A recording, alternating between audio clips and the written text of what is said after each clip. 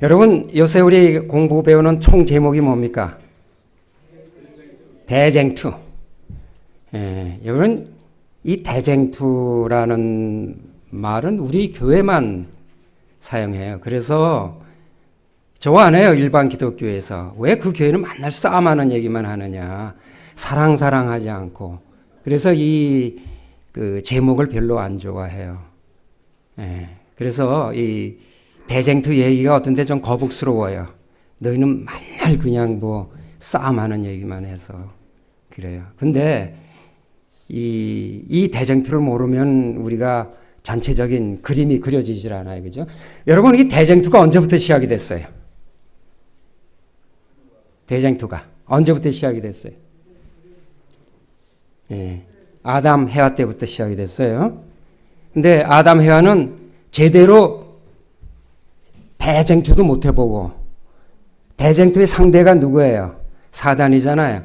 사단하고 싸움도 못 해보고, 속아서 그냥 져버렸어요. 속아서. 사단하고 맞붙어 보지도 못하고 속아서 그냥 졌어요. 참 비참하지 않아요? 우리 조상이 그렇게 졌어요. 앞으로도 우리가 많은 사람들이 대쟁투, 싸움도 못 해보고 속아서 그냥 질 사람들이 많다고 그랬어요. 여러분 조심하셔야 돼요. 자, 우리 이 대쟁투의 초점이 뭐예요? 뭐를 가지고 싸움하는 줄 알아야 제대로 싸움하잖아요.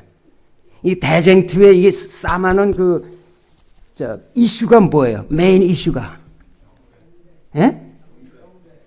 경배? 경배에 맞는 건데 그건 너무 좀 심각한 얘기가 조금 더 정확하게 얘기하면은 관계예요, 관계. 아담과 해와가 누구하고 관계에 있었어요? 하나님하고 관계가 있었어요. 그 관계를 끊어놓은 게 사단의 노림점이었어요. 노림점. 그게 초점이었어요. 그래서 어떻게 했어요? 한 방에 그냥 그 관계를 떼어놨어요. 근데요, 여러분 잘 생각해 보면요, 이 아담과 해와의 약점이 뭔지 알아요? 약점이. 완벽한 부분인데 어떻게 약점이 있느냐? 약점이 있었어요. 뭐냐면 하나님하고 같이 관계돼서 사는 게 뭔지 몰랐어요. 그게 무슨 얘기냐면 하나님과 자기들하고 떨어져서 산다는 게 뭔지를 몰랐어요. 그러니까 그 경험이 적으니까 그거 쉽게 떨어졌어요. 근데 우리는 반대로요. 우리는 하나님하고 같이 붙어서 사는 거가 뭔지 잘 몰라요. 우리 늘 떨어져 사는 게 우리 노말이에요. 그래서 사단은 우리에게 뭘 노래요? 하나님하고 관계를 맺어서 사는 거를 못하게 자꾸 방해해 놓는 거예요. 그러니까 아담과 해와는 자기가 붙어서 늘 사니까 그게 어떤 건지 몰랐어요. 그래서 쉽게 속았어요. 한 방에 그냥 나가버렸어요. 아담은 싸움도 못 해보고 간첩한테 당했어요. 자기 마누라가 간첩이 돼갖고 온 줄 모르고 속아갖고 그냥. 어이가 없어요. 그게 대쟁투의 시작이에요. 여러분이 대쟁투 얕잡아보면 안 돼요. 이렇게 싸움이 시작된 대쟁투예요. 자, 오늘은 우리 제목이 거대한 하나님이 정부의 기초. 하나님의 정부의 기초가 뭔가에 대해서 우리가 이제 공부를 하게 됐습니다. 제가 시간을 많이 줬지만 제가 시간을 잘 활용할 줄 몰라서 전 그냥 빨리빨리 가겠습니다. 오늘 결론의 말씀을 보면요. 재림교회는 율법의 중요성을 깨달았다. 사람들은 율법이 폐하였다고 하지만 하늘 성소에 보이는 율법은 그것이 변할 수 없는 영원한 것임을 말해준다. 여러분 율법이 폐했다는 얘기 많이 들었죠? 그거 완전히 가짜예요. 여러분 그런 얘기 듣지 마세요. 이 해와가요. 왜 속기 시작했는지 알아요? 어떻게 속기 시작했어요? 말을 섞다가 말을 섞어서 시작하다가 그냥 속임을 당했어요. 그러니까 여러분 말 함부로 섞지 마세요. 조심하세요. 그 가운데 안식일 계명은 창조주가 누구이며 어떻게 경배받아야 하는지 일깨워준다. 대쟁투의 중심 쟁점은 예배이며 예배. 사탄은 안식일을 회방하고 바꿈으로 이를 훼손한다. 하지만 하나님께 충성하는 자는 예수의 믿음을 가지고 그분의 계명을 지킨다. 자, 우리 지난 두 안식 2300주야 배우고 지난 안식일에는 하늘 성소에 대해서 배웠어요. 예, 하늘에 성소가 있다는 건 많은 기독교인들이 몰라요. 여기 보면은 하늘 성소가 언제 지금 퍼포밍 된가, 행하고져 있는가를 보여주고 있어요. 정확하게 역사적으로. 31년에 예수님께서 돌아가시고 그 다음에 예수께서 승천하신 후 스데반이 죽었을 때부터 하나님께서 성소에 들어가서 봉사를 하시고 1844년부터 지성소의 세대가 열립니다. 이것이 하늘 성소에서 이루어지는 지금 사건이에요. 자, 그러면 1844년 지성소 시대에 그 후부터는 어떤 일이 있을 것인가?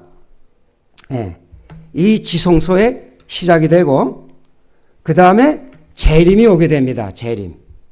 자, 여러분, 이 재림 때 우리의 운명이 결정이 돼요. 그러나 이 운명은 언제 결정되냐면 바로 이 지성소 시대에 우리의 운명이 결정이 돼요. 여러분, 재림 때 우리의 운명이 결정되는 게 아니에요.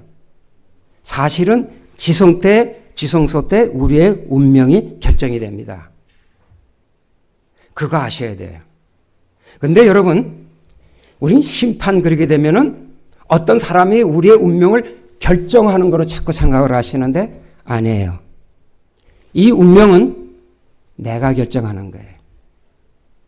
여기 많은 사람들은 오해를 하고 있어요. 심판 그러니까 하나님이 나한테 심판해서 나의 운명을 결정하는구나. 이게 아니라 이 운명은 내가 결정하는 거예요. 나에게 달렸어요. 자, 이게 무슨 얘기인가? 이 지성소의 운명을 결정을 하고 나면은 그 후에 엄청난 우리의 사건들이 있습니다. 오늘 우리가 배울 세천사 기별과 짐승의 표, 강신술, 느신비 성령, 일곱 재앙, 야곱의 환란. 여러분, 숨이 막히죠? 숨 막혀요. 이 어마어마한 이 사건들을, 이벤트들 우리가 어떻게 견뎌낼 수가 있어요? 있을까요? 지금 우리의 일상생활도 병 걸리고 아프고 경제적인 문제, 이런 문제도 정말 우리가 다루기가 힘들어서 지금 찌들어 죽을 상태인데 이 외부에서 오는 이 어마어마한 사건들을 우리 보고 어떻게 하라고, 어떻게 하려고 우리가 이것을 이길 수가 있을까요, 여러분? 대답은 뭐예요? No way. 우리가 이거 핸들할 수 없어요, 여러분. 핸들할 수 없어요. 지금 우리가 그런 외부의 어떤 힘이 닿지도 않는데도 우리 힘들잖아요.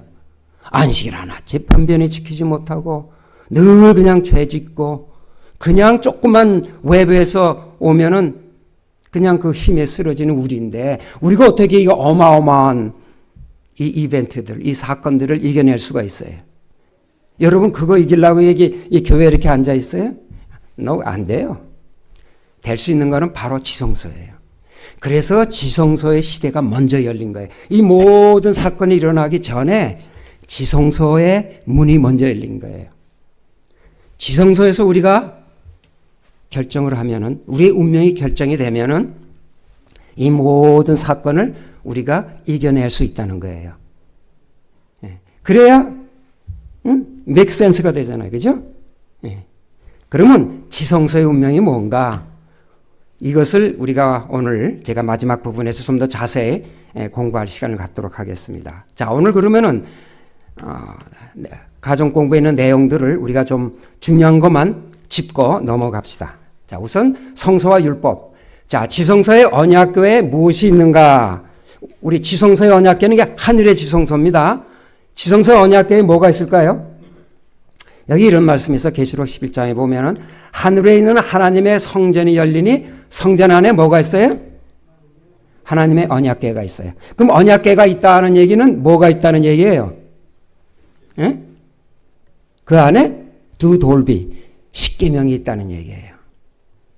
여러분, 계명이 필요 없다는 얘기가 말이 되나요? 그 원본이 어디 있어요? 하늘에 있다는 얘기예요. 근데 그 안에 뭐가 있어요? 예, 하나님의 두 율법이 그 안에 있다는 얘기예요. 자, 하늘 성전 안에 있는 하나님의 율법은 원본이며 돌판에 새겨져서 모세를 통하여 그의 오경에 기록된 것은 그 원본을 정확하게 옮긴 뭐다? 예, 하나님께서 시내산에서 우리에게 준 건 사본이에요. 이번에 사본이 변경이 되면은 원본도 변경돼야 되는데 그 하늘에 올라가서 누가 그걸 고치죠? 법왕이 고치나요? 아무도 손 못 댄다 그 얘기예요. 그러니까 율법은 고칠 수 없다는 얘기예요. 예. 그런 말에 말 섞지 마세요. 하와 같이 눈이 환해져서 뭐 새로운 빛을 받은 것 같이 들려요. 그러다 보면은 우리가 대쟁투도 못 해보고 예? 사기당한다니까요. 예. 하나님의 율법의 불변성. 당신의 율법에 대한 기본 생각은 무엇인가? 물어보는 거예요. 율법에 대한 기본 생각이 여러분 어떻습니까? 예, 성경이 이렇게 써요. 천지가 없어지기 전에도 율법에 뭐요? 1.1획이라도 반드시 없어지지 아니라는 게 성경의 말씀이고 진리예요. 절대로 변경될 수가 없습니다. 왜 변경될 수가 없는지를 제가 이따가 설명을 할 거예요. 그거 빠지지 말고 잘 들으시길 바랍니다. 하나님을 사랑하는 것은 이것이니 우리가 그의 계명들을 지키는 것이라. 그의 계명들은 무거운 것이 아니로다. 사람이 귀를 돌이키고 율법을 듣지 아니하면은 그의 기도도 가증하니라. 우리가 아무리 신앙을 갖고 기도를 해도 율법의 말씀을 듣지 아니하고 그렇게 하게 되면은 아무 필요가 없단 말이에요. 이 율법은 우리 모두 신앙의 기본이 된다는 그런 말씀입니다. 자, 하나님의 율법의 불변성. 하나님의 이 십계명은 하나님의 본성이에요. 본성. 그리고 인간의 본성. 그리고 하나님이 계시고 우리가 있게 되면 그 사이에 뭐가 필요할까요? 어떻게 하나님과 우리가 관계할 수 있느냐? 관계하는 법이 필요한 거예요. 혼자 있게 되는 법이 필요 없어요. 우리가 결혼하게 되면은 부인하고 나 사이에 어떤 룰이 있어야 돼요. 룰을 서로 지켜줘야 돼요. 그렇잖아요? 그러니까 언제나 상대가 있게 되면 그 사이에 법이 생기는 게 관계법. 하나님과 우리 사이의 관계법이 뭡니까? 바로 계명이에요. 이 계명이 필요 없다는 얘기는 우리 하나님하고도 관계가 없다는 얘기예요. 이해가 되세요? 왜 계명이 존재해야 되는지를. 하나님과하고 관계를 하려면은 그 관계하는 법이 있는 거예요. 적어도 에티켓 할 수 있는 방법이라도 있어야 될 거 아니에요. 그렇죠? 네. 이 말은 누가 했냐면 유명한 존 웨슬리가 한 얘기예요. 아주 좋은 말씀이에요. 여러분, 하나님의 율법에 보면서 계속해서 하나님의 율법과 하나님의 성품 사이의 관계는 무엇인가? 여호와께서 그의 앞으로 지나시며 반파하시되 여호와라 여호와라 하나님은 자비롭고 은혜롭고 노하기를 더디하시는. 다시 말하면 우리 하나님은 자비로우신 분이시고 시편에 보면 의와 공의가 있으신 분이에요. 그것이 보좌의 기초라. 오늘 말씀의 주제죠. 하나님의 계명은 우리의 하나님의 보좌의 기초가 됐습니다. 하나님의 율법은 하나님의 품성의 사본이요 보좌의 기초다. 언약궤 속에 있는 율법의 사본이라는 것을 깨닫지 못하던 사람은 아무도 없다. 그렇죠? 예. 그건 사본이에요. 우리 지상에서 있던 사본이에요. 지금 그 사본이 어디 숨겨져 있는지는 우리는 모르지만은 언제면 그것이 아마 태어날 때가 있을 겁니다. 여러분, 예수님께서 재림하시기 전에 이 하늘에 율법이 나타나서 불로 그 계명을 쫙 쓰신다 그랬어요. 그때 모든 사람이 그 율법을 보겠다 그랬어요. 그리고 또 그 율법이 모든 사람에게 나타날 때가 있는데 여러분 언제인 줄 아세요? 예수께서 삼림할 때, 1000년 후에 다시 삼림할 때 예수님께 대관식이 있는데 예수님의 손에 뭐가 들려있는지 아세요? 두 돌비가 들려있다 그랬어요. 두 돌비가. 예. 그렇게 이 하늘에서는 이 율법을, 계명을 실질적으로 중요시 여기신다는 걸 여러분이 꼭 기억해 주시길 바랍니다. 창조와 안식일 그리고 하나님의 율법 사이에는 어떤 관계가 있는가? 하나님을 두려워하며 그에게 영광을 돌리라. 이는 그의 심판하실 시간이 이르렀음이니 하늘과 땅과 바다와 물들의 근원을 만나시는 경배하라 하더라. 예. 하나님이 지으시던 일이 일곱째 날이 이를 때에 마치니 그 지으시던 일이 다음으로 일곱째 날에 안식하니라. 여러분 안식일하고 계명하고는 무슨 관계가 있습니까? 예. 하나님께서 창조하신 그 기념일이 바로 안식일이 넷째 계명인 바로 안식일이에요. 예. 그래서 안식일과 이 계명은 뗄래야 뗄 수 없는 그런 관계라는 것을 우리가 알 수가 있습니다. 자, 여러분 우리가 안식일에는 쉼을 얻어야 된다 그런데 여러분 그냥 우리 육신이 쉬면 쉬는 건가요? 예. 우리 쉼은 죄가 세상에 들어온 때부터 인간은 스스로 쉼을 얻지 못한다. 여러분 우리는 쉬겠다 그래서 안식일날 쉬어지는 게 아니에요. 죄 지은 후부터는 우리가 쉴 줄을 몰라요, 인간이.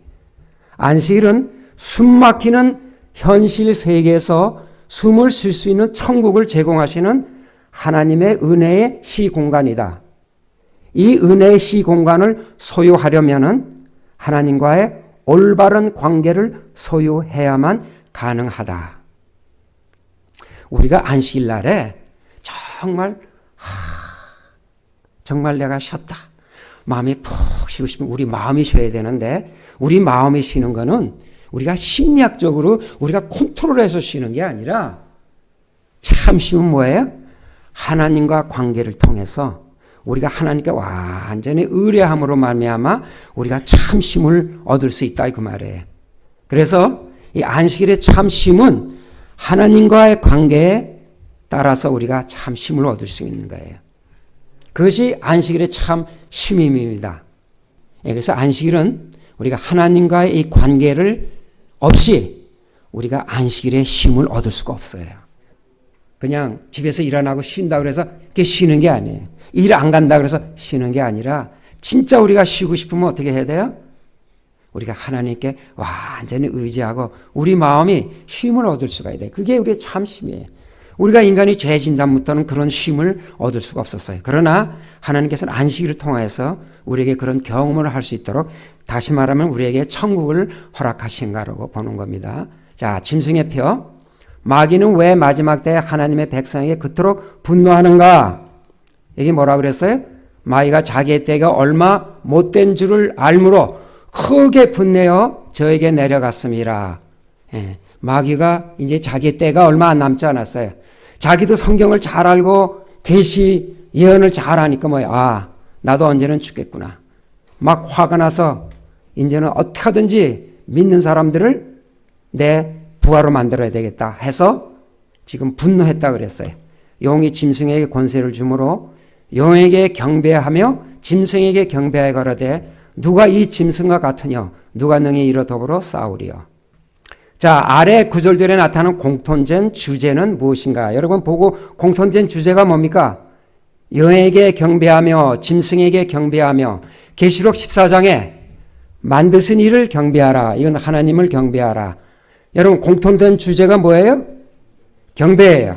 예. 결국은 우리가 사단을 경배하느냐 하나님을 경배하느냐 경배가 주제예요.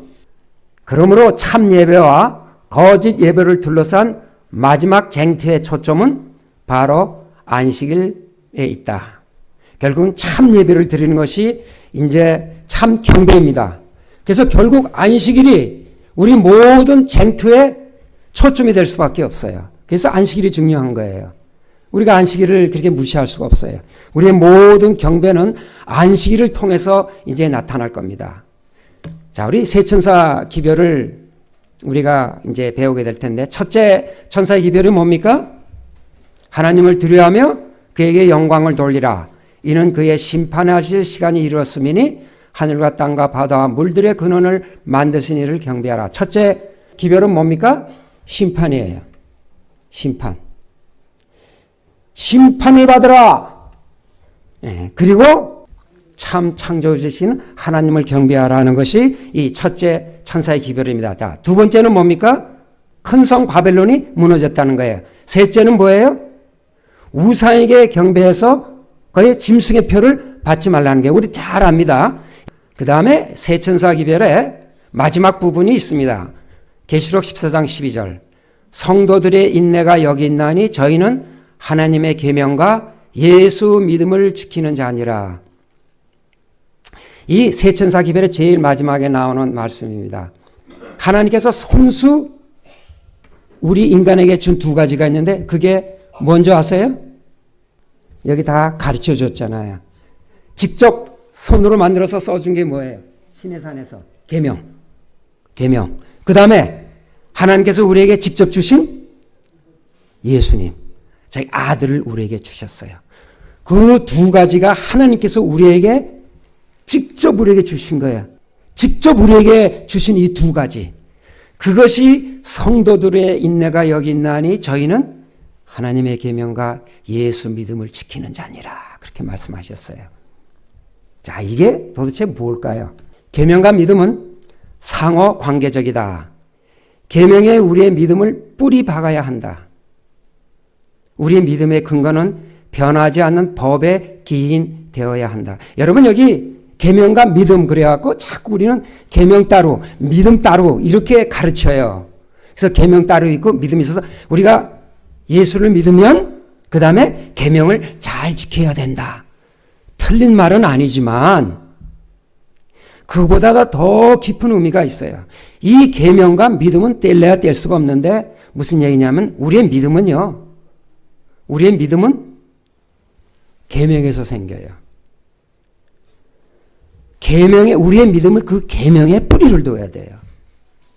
우리가 믿는 거는 근거가 있는데 뭐에 근거를 둬요? 우리 마음의 근거를 두는 게 아니고 우리 신앙의 근거를 두는 게 아니고 법의 근거를 둬야 돼요.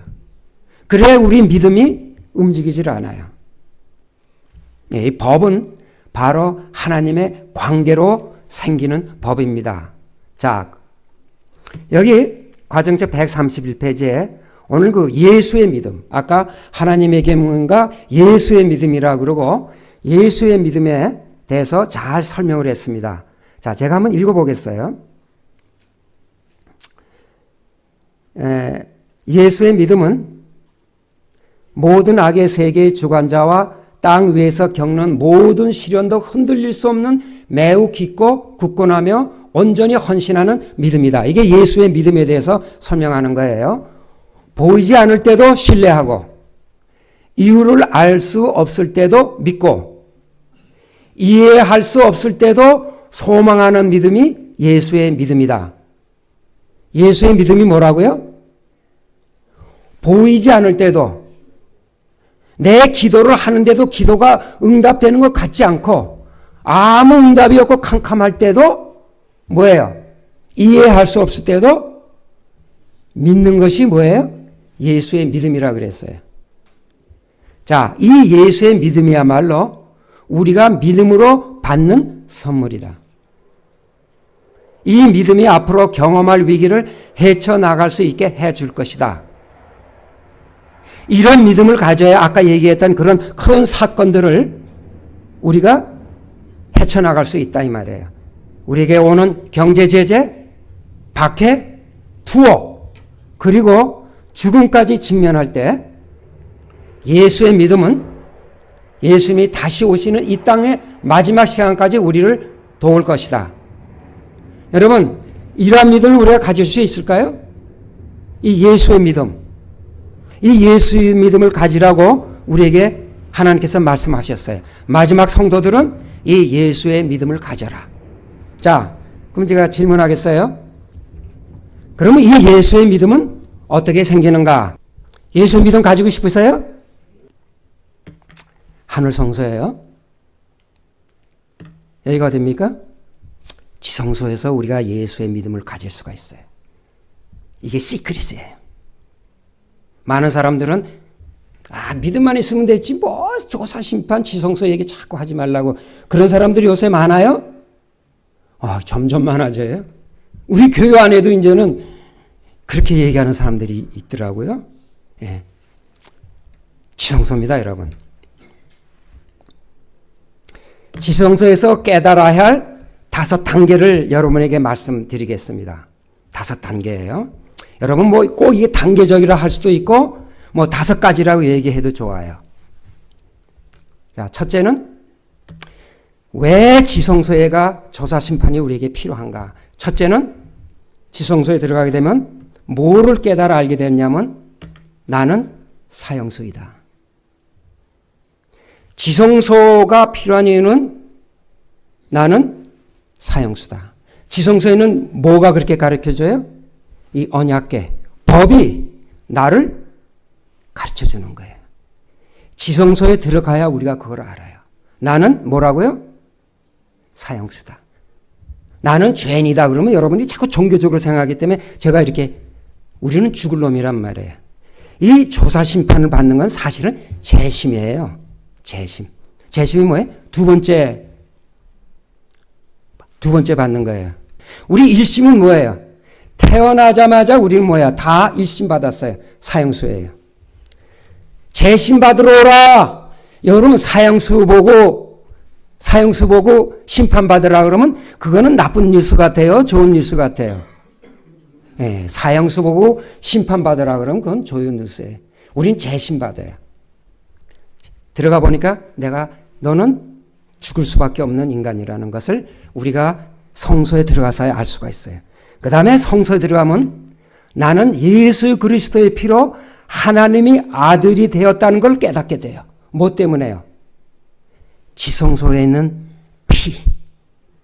예수 그리스도의 피로 말미암아 여러분이 두 번째로 깨달아야 될 것이 있는데 그거는 그 피의 의미가 뭐냐면 내가 분명히 죽을 수밖에 없어.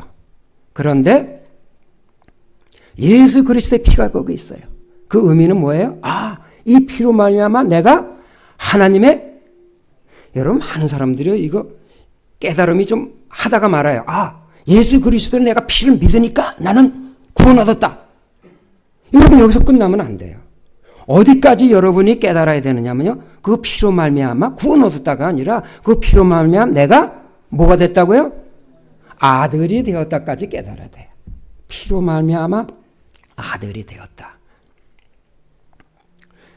아들이 되었다. 그 다음 또 연속해서 이제 엄청난 사건들이 일어나는데 무슨 깨달음이냐면은 나는 상속받을 권한이 있다. 왜? 아들이기 때문에. 이 아들이 된다는 게 그렇게 중요해요.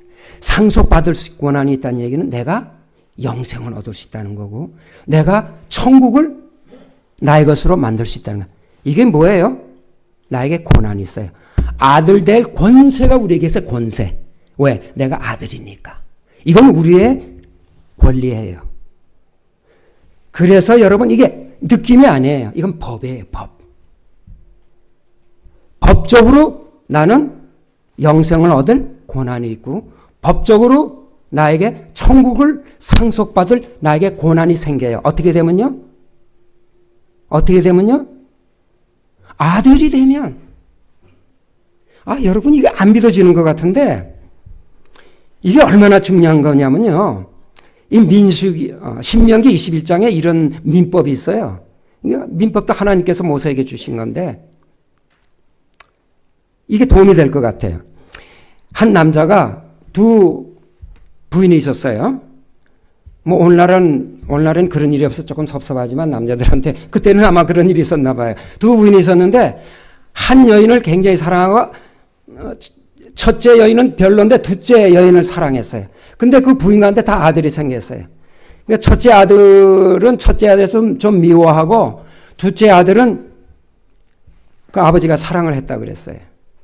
자기 둘째 아들을 사랑했다 그래서 그 아버지가 죽게 됐을 때 장자의 명복을 둘째에게 주지 마라. 첫째가 밉더라도 어떻게 해라? 장자의 명분을 바꾸지 말고 그에게 더블로 재산을 약속해서 주라 그랬어요. 여러분 희한한 민법이죠? 여러분 하나님이 왜 이런 민법을 줬을까요? 하나님이 우리를 싫어해도 우리는 무슨 권한이 있어요? 상속받을 권한이 있다는 거예요. 야, 여러분 이거 대단한 얘기 아니에요? 물론 하나님이 우리를 미워할 이유는 없어요. 그러나 비록 하나님이 꼴 보기 싫다 그러더라도 하나님 법대로 합시다. 나 이제 하나님의 아들이에요. 하나님 약속하셨잖아요. 피로 나 그거 믿어요. 나는 하나님의 아들입니다. 그러면요 하나님 그래 알았어. 너희 내 상속받아. 그럴 권리가 법적으로 돼 있다는 거예요. 여러분 이런 게 복음이 어디 있어요? 법이에요. 법. 제가 그랬잖아요. 우리 믿음은 법이에요. 심리학이 아니에요. 느낌이 아니라 법이에요. 아, 기가 막힌 거예요. 우리는 장자의 아들로 태어났어요. 상속받을 권리. 이게 세 번째 여러분이 깨달아야 돼. 여러분 여기만 깨달아도요. 우리의 믿음은 신다요. 우리가 아주 신나게 살 수가 있어요. 아, 나는 구원 얻었다. 나는 하나님의 아들이다. 내가 하나님의 법정에 들어가서 나 확인됐어. 이게 조사심판을 들어가서 우리가 운명을 결정해야 돼. 자, 갈라디아 4장 17절에 이런 말씀이 있어요.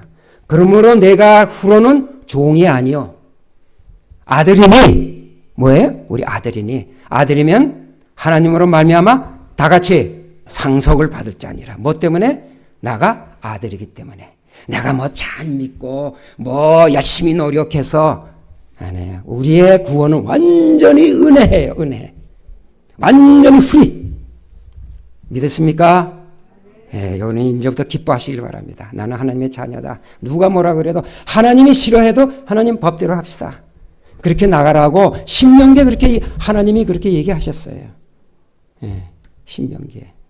자, 이 네 번째 단계. 나의 마음을 다하여 계명을 지키겠다. 여러분, 이 법을 무시하면은 모든 고난을 무시하는 것이다. 여러분, 하나님과의 만든 이 계명을 이제는 내가 스스로 무시할 수가 없게 됐어요. 왜? 그럼 무시하면 뭐예요? 내 고난도 다 없어지니까. 무슨 고난이에요? 내가 아들이 된 상속받을 고난이 없었어요. 그러니까 우리 하나님과의 그 관계를 계속 유지하려면 우리가 어떻게 해야 돼요? 법을 잘 지켜야 돼요. 그게 요한복음 14장 15절에 무슨 말씀이 있어요? 너희가 나를 사랑하면 나의 계명을 그래서 법을 지키는 거예요. 하나님도 좋고 나도 좋고 하나님을 위해서 법을 지키는 게 아니에요. 왜? 내 고난도 지켜야 되기 때문에 하나님과의 관계법에 그래서 이것을 우리가 열심히 지킬 필요가 있단 말이에요. 아시겠어요? 예. 이게 우리가 네 번째 깨달아야 돼. 자, 다섯 번째 깨달아야 될 거가 뭐냐? 나의 삶을 아버지의 능력과 은혜에 완전 의뢰하는 거예요. 이건 새로운 경제예요. 사실 이거 쉽지 않아요. 예. 누가복음 23장 46절에 아버지여 내 영혼을 아버지 손에 부탁하나이다. 누가 한 말씀이에요? 예수님이. 어떨 때? 아무것도 안 보일 때, 온 세상에 캄캄하고 모든 사람을 다 떠났을 때, 하물며 하나님도 대답이 없었을 때, 예수님의 행동이 뭐예요? 하나님께 완전히 의뢰하는 거예요. 이게 쉬울까요? 쉽지 않아요. 이게 우리 다섯 가지 단계 우리가 많이 연습을 해야 돼. 하나님께 우리가 완전히 의뢰할 때 우리는 마음에 천국을 이룰 수 있고 힘을 얻을 수 있다면 이게 다섯 가지 단계예요. 이것이 우리가 지성소에서 배워야 될 교훈이고 우리의 권리예요. 여러분 지성소에 들어갈 마음 생겨요? 매일 들어가야 돼요. 우리가 매일 들어가서 여러분의 짐에 들어가서 엑서사이즈를 하듯이 매일 아침 들어가서 우리가 이 다섯 단계를 확인하시고 여러분의 일을 시작하시길 바랍니다. 자, 한마디로 우리 조사심판과 지성소를 설명하라면 바로 이 그림입니다. 하나님께서 모든 것을 지성소의 제도를 우리에게 심판의 제도를 우리에게 마련해 주시고 우리가 할 일은 뭐예요? 아버지를 찾아가서 아버지의 관계를 회복하고 아버지를 사랑하고 아버지께서 주시는 나의 그 상속과 그 은혜를 우리는 받기만 하면 돼요.